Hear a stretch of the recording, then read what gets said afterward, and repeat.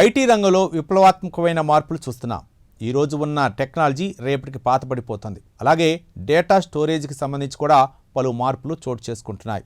ఇక అసలు విషయానికి వస్తే 24 ఏళ్ళు అనగా రాజేష్ గత 2 ఏళ్ల నుంచి బయో కంప్యూటర్ పేరుతో ఒక స్టార్టప్ కంపెనీని నడుపుతున్నారు. ఇక డేటా స్టోరేజ్ మరింత మెరుగుపరుచుకునేందుకు ఒక టీంని ఏర్పరచుకొని సుమారు 5 కోట్ల రూపాయల వరకు ఇన్వెస్టర్ల నుంచి పెట్టుబడులు సేకరించారు. ఒక ల్యాబ్ను కూడా ఏర్పాటు చేసుకొని ఇప్పటి వరకు వేలాది పరిశోధనలు చేసి ఎండ్ టు ఎండ్ ప్రోటోటైప్ను అభివృద్ధి చేశారు. అయితే బెంగళూరు నుంచి తన మకాం శాన్ ఫ్రాన్సిస్కోకు మార్చబోతున్నారు. సాఫ్ట్వేర్ హార్డ్వేర్ రంగాల్లో ఇండియా అందివేసిన చెయ్యి కదా. మరి అమెరికా వెళ్ళటానికి గల కారణాలేంటో తెలుసుకుందాం.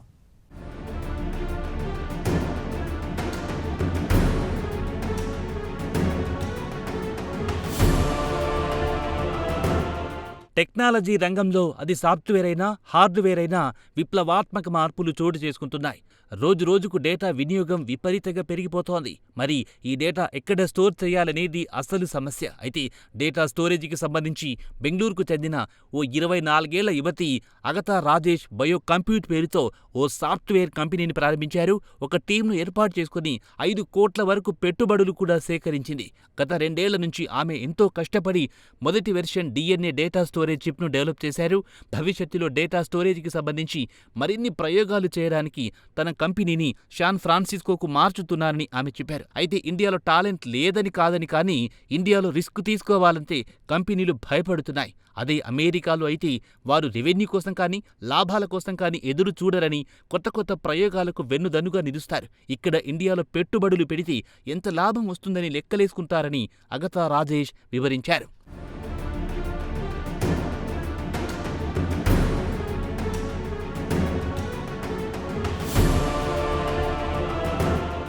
ఇక అగతా Rajesh deep tech startup company 2 ఏళ్ల క్రితం ప్రారంభించారు. సాంప్రదాయబద్ధమైన కంప్యూటర్ హార్డ్వేర్ ద్వారా కాకుండా కొత్త రకం స్టోరేజీ డేటా DNA ద్వారా తయారు చేయాలని నిర్ణయించినట్లు ఆమె తెలిపారు. ఇక అపారమైన సమాచారాన్ని నిల్వ చేయడానికి అతి తక్కువ ఎనర్జీ, తక్కువ ఖర్చయ్యేలా కృషి చేస్తున్నట్లు తెలిపారు. ఇక బయో కంప్యూట్ భవిష్యత్తులో పెద్ద మొత్తంలో లేదా భారీగా డేటాను స్టోర్ చేయడానికి డిజిటల్ ఇన్ఫర్మేషన్ చిన్నపాటి బయోలాజికల్ సిస్టంలో ఇమిడేలా చేయడమే తన లక్ష్యమని అగతా రాజేష్ వివరించారు. 2024లో ఆమె బయో కంప్యూట్ను ప్రారంభించి బయోలాజికల్ సిస్టమ్ ద్వారా మరింత మెరుగైన కంప్యూటింగ్ ఇన్ఫ్రాస్ట్రక్చర్, డేటా స్టోరేజ్ను తయారు చేయాలనుకున్నారు.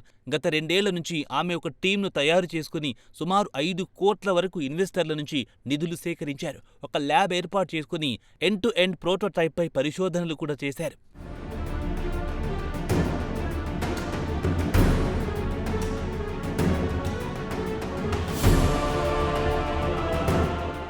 ఇండియాలో DNA డేటా స్టోరేజ్కి సంబంధించి సవాల్తో కూడిన సమస్యను పరిష్కరించడానికి పూనుకున్న ల్యాబ్ ఇండియాలో తమదేనని ఆమె చెప్పారు.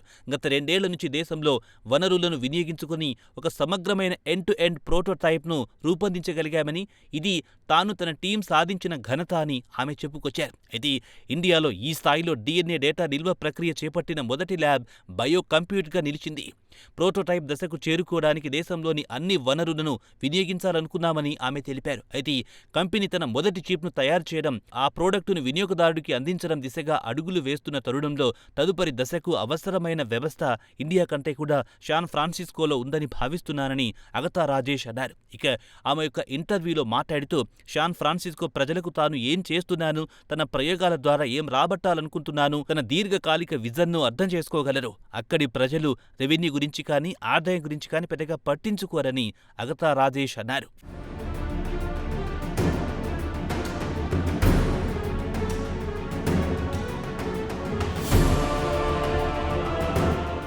ఇక ఇండియన్స్ విషయానికొస్తే వారు రిస్క్ తీసుకోవడానికి సిద్ధంగా లేరు. అయితే ఇండియాలో ఇప్పుడిప్పుడే రీసెర్చ్ అండ్ డెవలప్మెంట్ లేదా R&Dపై పెట్టుబడులు పెడుతోంది. అయితే తమలాంటి ప్రాడక్ట్లపై మాత్రం పెట్టుబడులు పెట్టడానికి మాత్రం సిద్ధంగా ఉండవని అసంతృప్తి వ్యక్తం చేశారు. అయితే ఇండియా విషయానికొస్తే పాశ్చాత్య దేశాల్లో ఇప్పటికే రూపొందించిన వాటిని పరిశీలించి వాటిని మనకు అనుకూలంగా తయారు చేయడానికి మాత్రమే ప్రయత్నిస్తాం తప్పించి వినూతమైన కొత్త పరిశోధనల జోలికి పోము.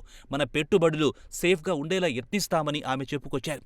అత్యాధునిక ఆధునిక డేటా స్టోరేజ్, హార్డ్వేర్ సంస్థ IBM వంటి దిగ్గజ సంస్థలతో పోటీ పడాలంటే మాత్రం వనరులు పుష్కలంగా ఉండి అధిక రిస్క్ తీసుకుని అదే సమయంలో దానికి తగ్గ లాభాలొచ్చేలా ఎవ్వరూ ప్రయత్నించరని ఆమె వాపోయారు. ఇక అగతా రాజేష్ చెప్పేదేమిటంటే ఇండియాలో టాలెంట్ లేదని కాదు, పెట్టుబడులు పెట్టడానికి డబ్బుంది, హై రిస్క్ తీసుకోవడానికి భయపడతారు, R&Dపై పెద్ద మొత్తంలో వ్యయం చేయడానికి వెనుకంజ వేస్తారని చెప్పుకొచ్చారు రాజేష్.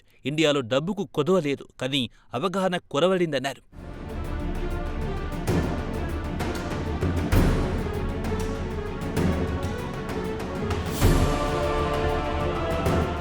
తన కంపెనీ బయో కంప్యూట్ ఇప్పటికే పెద్ద మొత్తంలో పెట్టుబడులు సేకరించింది. దానికి తగ్గట్లు మంచి గుర్తింపు పొందాం. అయినా చేయాల్సింది చాలా ఉంది. ప్రధానంగా 2 అంశాల వల్లనే తాను ఇండియా వీడుతున్నానని చెప్పారు. ఒకటి పెట్టుబడులు, రెండోది టాలెంట్ అని అన్నారు. అమెరికాలో ఇండియన్స్ పెద్ద సంఖ్యలో ఉన్నారు. ఐటీ రంగానికి చెందిన వారి గురించి ప్రత్యేకంగా చెప్పక్కర్లేదు.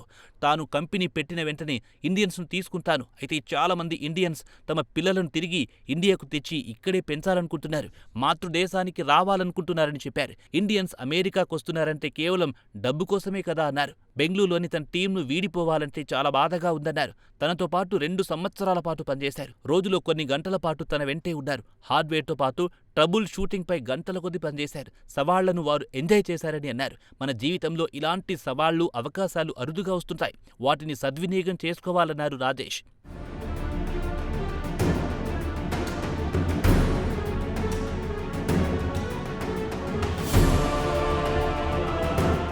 ఇదిలా ఉండగా లింక్డ్ఇన్లో గత వారం ఆమె పోస్ట్లో తన ఆఫీస్ ఫర్నిచర్, ఎక్విప్మెంట్, కెమికల్స్ అమ్మకానికి పెట్టారు. ఇక తన నెక్స్ట్ చాప్టర్ ప్రాడక్ట్ డెవలప్మెంట్ పైనే అని అగతా రాజేష్ అన్నారు. ఇక బయో కంప్యూట్ చిప్ను తయారు చేసి శాన్ ఫ్రాన్సిస్కోలోని టెక్నాలజీని కస్టమర్ల వద్దకు తీసుకెళ్లడం ఒకవైపు ఉత్సాహంతో పాటు మరోవైపు కాస్త బెరుకుగా కూడా ఉందన్నారు. ఇక అమెరికాలో కాలు మోపుతున్నందుకు కాస్త టెన్షన్గా కూడా ఉందన్నారు. ఇక తన DNA చిప్ను అమెరికా కస్టమర్లకు అందిస్తానని చెప్పుకొచ్చారు అగతా రాజేష్.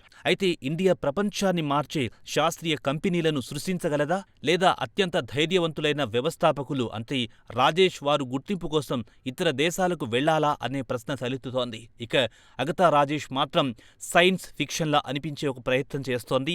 డిజిటల్ సమాచారాన్ని DNA లోపల నిల్వ చేయడం, artificial intelligence, cloud computing digital సేవలకు పెద్ద పరిణామాల్లో డేటాను ఉత్పత్తి చేస్తున్న తరుణంలో డేటా స్టోరేజీ కూడా కావాల్సిందే. దానికోసం భూమి, విద్యుత్, శీతలీకరణ అవసరమవుతుంది. దీనికి భిన్నంగా DNA డేటాను సమర్థవంతంగా ఉత్పత్తి చేశారు. వందల కోట్ల సంవత్సరాల వరకు డేటాను సమర్థవంతంగా నిల్వ చేస్తుందంటున్నారు హార్డ్వేర్ నిపుణులు. మరి రాజేష్ అమెరికాలో ఎలాంటి సక్సెస్ రుచి చూస్తారో వేచి చూడాల్సిందే.